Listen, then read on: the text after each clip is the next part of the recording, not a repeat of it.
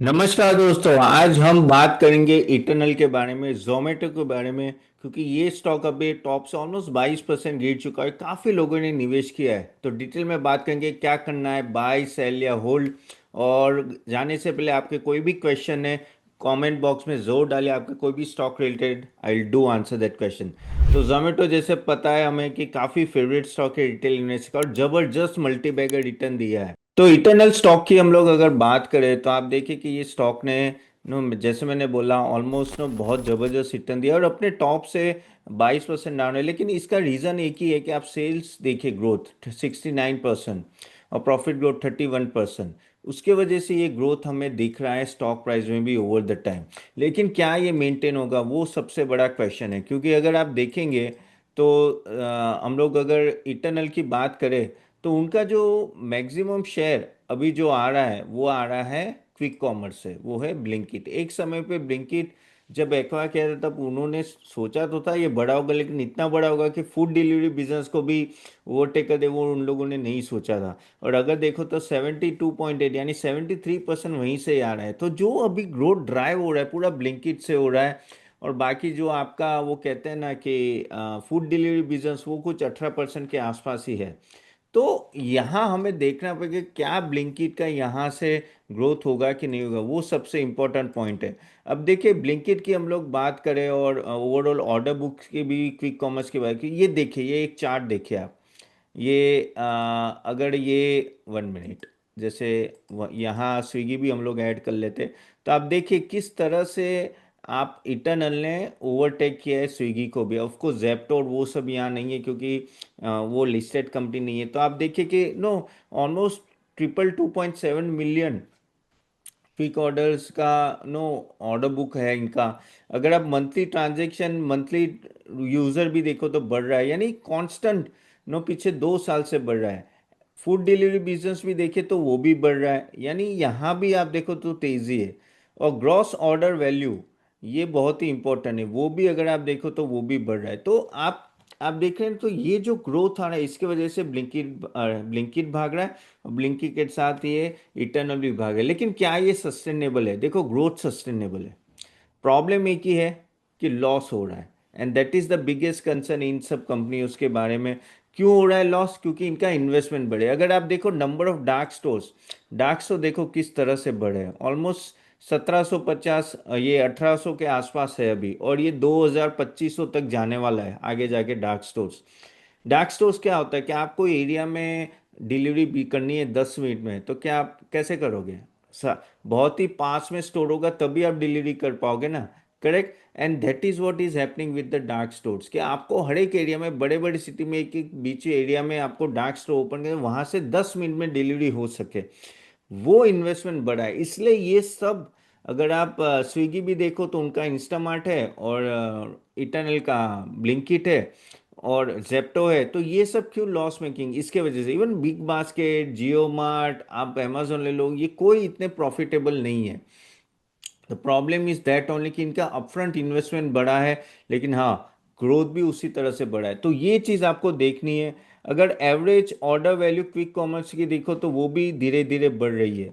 ठीक है। इवन अगर हम लोग पर डे का भी देखिए तो वो भी बढ़ रहा है। तो इसमें कोई प्रॉब्लम नहीं है कि इस ग्रोथ नहीं है, ग्रोथ तो है, लेकिन कब प्रॉफिटेबल होगी, that is the main concern. No, क्योंकि अगर आप इसका देखेंगे तो आप देखिए कि ये प्रॉफिटेबिलिटी में हम लोग दिखाते हैं, यहाँ यहाँ देखिए 65 करोड़ का प्रॉफिटेबिलिटी है।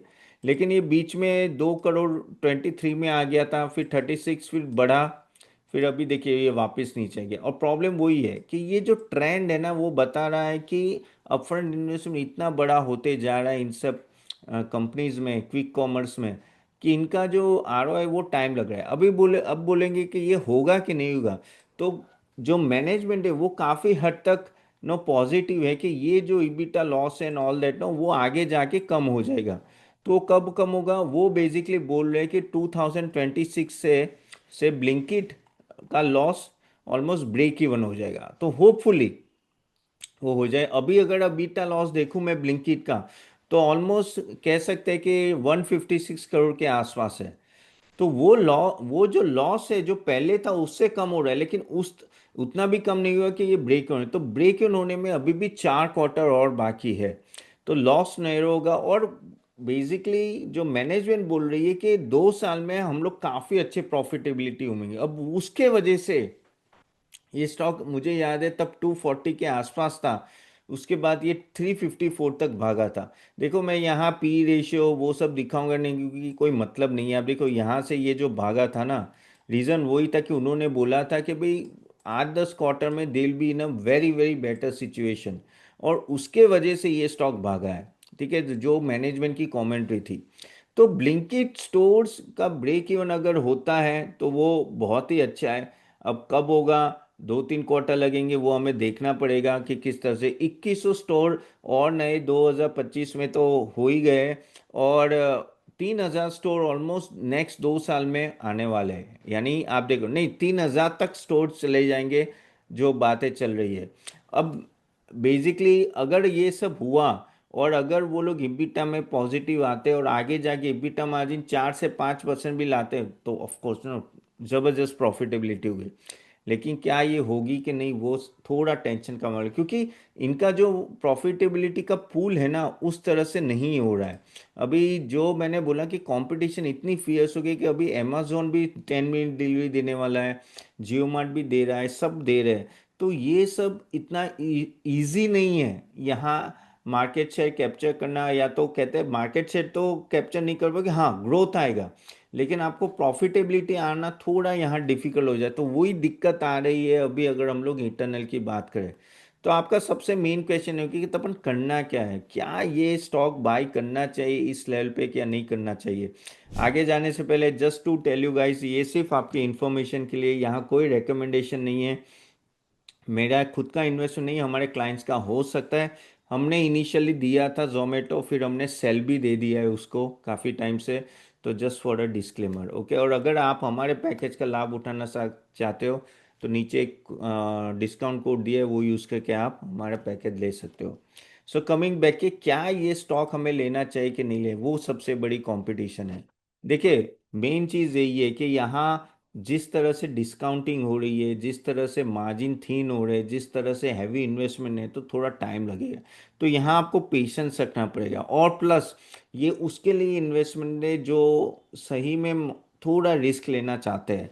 क्योंकि रिकवरी अगर नहीं आती है तो ये स्टॉक और अंडर परफॉर्म कर सकते हैं आगे जाके भी। ठीक है। और लेकिन ये कहते हैं ना कि पूरा वॉलेटाइल बहुत ही रहेगा। प्लस 2 लाख करोड़ का ऑलरेडी मार्केट कैप है, तो ऐसा नहीं कि ये सस्ता है। ठीक है, 2 लाख करोड़ का, मैं वापस देख लेता हूँ। यस, 2,74,000 करोड़ का मार्केट कैप है। तो आप सोचो कि ये छोटा शेयर नहीं है। तो आपको यहाँ थोड़ा पेशेंस रख के चलना पड़ेगा, और कंपटीशन कैसी वो सब देख के चलना पड़ेगा। सस्टेनेबिलिटी है आगे जाके, कहते हैं ना कि डिमांड भी रहेगी, और लोग अभी ग्रोस कहते हैं ना कि ऑफलाइन स्टोर में जाना बंद कर दिया है। इसलिए आप देखो डीमार्ट इतना चल नहीं रहा है। लोग अभी आजकल ऑनलाइन डिलीवरी मंगाते हैं। हम लोग भी 3-4 साल से तो यही करे, जब से मेरे फादर हो, फिर हमें भी टाइम नहीं मिलता है, तो मेरी वाइफ और हम लोग भी ऑनलाइन ही ऑर्डर कर लेते हैं। So you have to understand कि ये सब चीज़ें आपको ध्यान में रखनी पड़ेगी अगर सही में ये चीज़ में अगर आपको कमाना है तो। स्विगी और कंपटीशन तगड़े, one of the most fierce competition in Indian market is in e commerce, और खास करके quick delivery commerce, no quick e commerce में।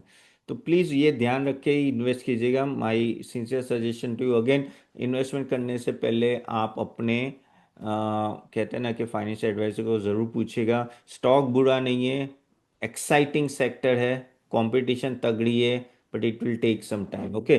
तो चलिए यहाँ तक रखते गाइस। होप ये वीडियो अच्छा लगा होगा। वीडियो अच्छा लगे do like it and share it to everyone. And आप अपने कमेंट बॉक्स जरूर डालिए, and I see you soon next video. Bye bye.